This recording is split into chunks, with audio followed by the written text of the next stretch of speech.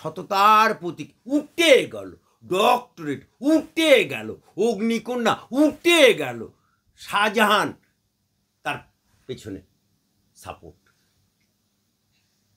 অভয়াকাণ্ড তার পেছনে সাপোর্ট,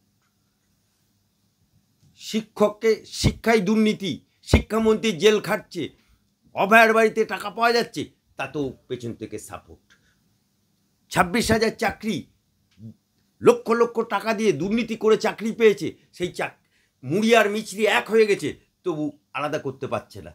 আমরা দুর্নীতি যারা করে সে নিজের দলেই হোক আর অপর দলেই হোক, না খাউঙ্গা না খানে দুঙ্গা। যদি নিজের দলের লোকের হয় তাকেও ছাড় পাবে না, আর অন্য দলের লোক হলেও ছাড় পাবে না। কারণ করাপশন ইজ করাপশন, দুর্নীতি ইজ দুর্নীতি, white is white, black is black. সুতরাং যে জগন্নাথ, আরও যারা জগন্নাথ আছে, খালি দেখতে থাকুন, বাংলার মানুষ দেখতে থাকুক। একমাত্র ভারতীয় জনতা পার্টি নিজের দলের বিরুদ্ধেও দুর্নীতি করলে নেই ছড়ুক। এই মুহূর্তে আপনাকে আমি মুখ খুলব না, আমি এইটুকু বলবো, দুর্নীতি পরায়ণ ব্যক্তি ভারতীয় জনতা পার্টিতে, আরএসএসের ঘনিষ্ঠ সংগঠন, আরএসএসের সংগঠন, পলিটিক্যাল সংগঠন ভারতীয় জনতা পার্টি, সেখানে দুর্নীতি পরায়ণ ব্যক্তি বেশি দিন টিকতে লড়াই দিচ্ছে, কে না লড়াই দিচ্ছে, কে লড়াই দিচ্ছে, বিজেপিতে কোনো মুখ নেই। আমি বলে দিচ্ছি, আপনি উড়িষ্যাতে মুখ পেয়েছিলেন, আপনি ত্রিপুরাতে মুখ পেয়েছিলেন, কোনো জায়গায় মুখ ছিল? আমাদের ভারতীয় জনতা পার্টিতে মুখ বলে কিছু নেই। ভারতীয় জনতা পার্টির মুখ সেটা হচ্ছে কমল। সেই জন্যই শ্রমিক ভট্টাচার্য প্রথম সভাপতি হয়েই ভারতীয় জনতা পার্টির কেন্দ্রীয় কার্যালয় 6 নম্বর মুরলীধর সেনে সব মুখ তুলে দিয়ে কমল দেখা দেয়। দেখুন, আপনার সাংবাদিক খালি গন্ধ শুকে বেড়ান বিড়ালের মতো, কোথায় মাছ পড়ে আছে, কোথায় মাছ পড়ে আছে, কোথায় ইঁদুর আছে, ইকুয়েশনও নেই, আর ইকুয়েশনের প্লাস মাইনাসও নেই।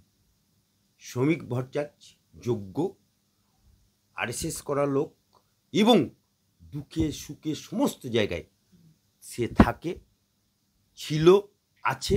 আপনাকে একটা কথা বলে দিই, অনেকে ভারতীয় জনতা পার্টি হিন্দু পার্টি এরকম একটা তকমা লাগানোর চেষ্টা করছিল, কিন্তু আমি অ্যাডভোকেট আলী আব্দুল চান, ভারতীয় জনতা পার্টির সংবিধান কোনো জায়গায় হিন্দুত্ব শব্দটাই নেই।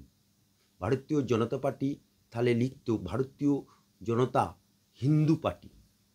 ভারতীয় জনতা পার্টির প্রতিষ্ঠাতা শ্যামাপ্রসাদ মুখার্জি, হাইকই লাল, এটা অস্বীকার করতে পারবে? তিনি জীবিত অবস্থায় তার নজরুল ইসলাম, কাজী নজরুল ইসলাম, বিদ্রোহী কবি, সেই কাজী নজরুল ইসলাম যখন অসুস্থ হয়ে পড়ল গ্রামের বাড়িতে, ওনার কাছে খবর আসতে উনি নিজে কাজী নজরুল ইসলামের চুরুলিয়া গ্রামে গিয়ে তাকে তুলে নিয়ে এসে কলকাতার বাড়িতে, তার নিজের বাড়িতে রেখে তার সেবা শুশ্রূষা সমস্ত কিছু, চিকিৎসা সমস্ত কিছু করে তাকে সুস্থ করে দিয়েছিল। শ্যামাপ্রসাদ মুখার্জি বিজেপির প্রতিষ্ঠাতা, কাজী নজরুল ইসলাম হচ্ছে মুসলমান। তাহলে কাজী নজরুল ইসলামকে এই শ্যামাপ্রসাদ মুখার্জি নিজের পকেটের পয়সা খরচ করে তার বাড়িতে রেখে সেবা শুশ্রূষা করেছিল। ইসিকা নাম সবকা সাথ, সবকা বিকাশ, সবকা বিশ্বাস। সেই জন্যই শ্রমিক ভট্টাচার্য বলেছে সভাপতি হয়ে, যে মুসলমানরা যে হাতে তলোয়ার ধরে সেই হাতে তুলে দিতে হবে কলম। তাই তো তিনি বলেছেন মহরমের মিছিলও যাবে, দুর্গাপুজোর মিছিলও যাবে, কোনো সংঘর্ষ থাকবে না, সম্প্রীতির বাতাবরণ। আজকে ভারতবর্ষের বুকে মোদিজি বলেছে এক হাতে মুসলমানদের ল্যাপটপ চালাতে হবে, এক হাতে কোরআন পড়তে হবে। তাই শ্রমিক ভট্টাচার্য আজকে সেই পথেই চলছে। আর বিজেপিতে আমাদের সংঘ, যিনি সংঘের মূল সংঘ পরিচালক মোহন ভগতজি, তিনি মুসলিম রাষ্ট্রীয় মঞ্চের সম্মেলনে দাঁড়িয়ে সেখানে ইন্দেশ কুমার, রামলালজি, আমি আরও অনেকে ছিল, মুসলিম রাষ্ট্রীয় মঞ্চের মোহাম্মদ আফজলজি থেকে শুরু করে সকলে ছিল। সেখানে দাঁড়িয়ে কি বলেছিল, जो हिंदू भारतीय मुसलमान को छेड़छाड़ करेगा और भारतीय मुसलमान को हटाने के बात बोलेगा वो हिंदू ही नয়। খবরের কাগজে হেডলাইন হয়েছিল, বিভিন্ন মিডিয়া কন্টিনিউ দেখিয়েছিল।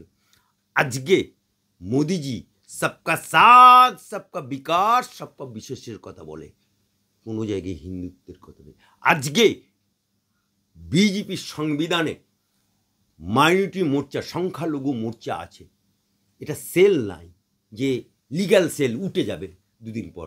গোসেবা উঠে গেল, গোসেবা সেল, বস্তি উন্নয়ন সেল, সেল উঠে যায়, কিন্তু মোর্চা সংবিধানগত।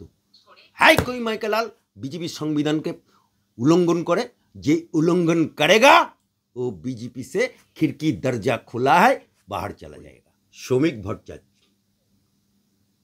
একবার উপনির্বাচনে তৃণমূলের জামানায় বিধায়ক হয়েছিলেন বসিরহাট লোকসভার মধ্যে, সেখানে 75% মুসলমান ভোট, সেই জায়গা থেকে শ্রমিক ভট্টাচার্য উপনির্বাচনে জিতেছিল। সুতরাং শ্রমিক ভট্টাচার্য জানে পুরনো কার্যকর্তা, এমএলএ প্রাক্তন, উপনির্বাচনে জেতা ক্যান্ডিডেট, তাই তাকে কেউ বলতেও হবে না, তাকে কেউ বোঝাতেও হবে না। ও ভারতীয় জনতা পার্টির সংবিধানটা পড়েছে, ও আরএসএস করেছে, নিজে এমএলএ হয়েছে, মুসলমান গদগদ মুসলমান এলাকা থেকে এমএলএ হয়েছে। তাই যারা এই ভারতীয় জনতা পার্টিতে খই ফোটার মতো ফুটবে, তারা দুদিনে বারবার শুভেন্দু শুভেন্দু শুভেন্দু শুভেন্দু শুভেন্দুর কি কি ঠিকে নিয়েছেন নাকি আপনি? হ্যাঁ, শুভেন্দুর কি আপনি ঠিকে নিয়েছেন? শুভেন্দু মুসলমান প্রীতি, শুভেন্দু মুসলমান প্রীতি। সেই জন্য আরামবাগে একজন মাইনরিটি মোর্চার মুসলমান ছেলে খুন হয়েছে বলে সে সেখানে ছুটে গেছে। শুভেন্দুর ডিএনএতে মুসলমান প্রীতি লেখা আছে, কারণ তৃণমূলে থাকাকালীন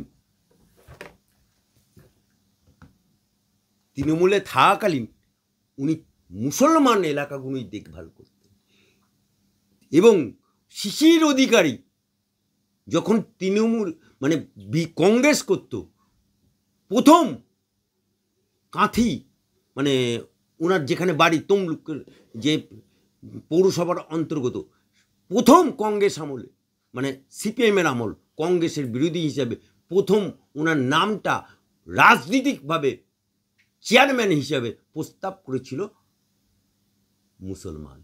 তাই মুসলমানের হাত ধরেই ওনার বাবার রাজনীতি চলার পথ আর শুভেন্দুরও চলার পথ। তাই আপনারা যদি ভেবে থাকেন যে ও মুসলমান বিরোধী, তাহলে সে মূর্খের স্বর্গে বাস করে। ওটা আপনারা মনে করতে পারেন, আমরা যারা সঙ্গ করি, আমরা যারা বিজেপি করি, আমরা কেউ মনে করি না। ওটা মিডিয়ার বানানো, মিডিয়ার ভিউজ বাড়ানোর জন্য, মিডিয়ার বাজার খাওয়ানোর জন্য, নিজের বাজার খাওয়ানোর জন্য বাঁশ কোতা সব মিডিয়ার নিচ্ছে নিজেদের পেছনে। না প্ল্যান্টেড কি স্ল্যান্টেড, আমি তার মমতা ব্যানার্জি না যে এপাং ওপাং থাপাং কবিতা লিখে ফেলবো। আমি তো মমতা ব্যানার্জি না যে হঠাৎ করে লিখে ফেলবো, হঠাৎ করে গান গেয়ে ফেলবো, আর তো নাই বেশি দিন। আমি মমতা ব্যানার্জি না।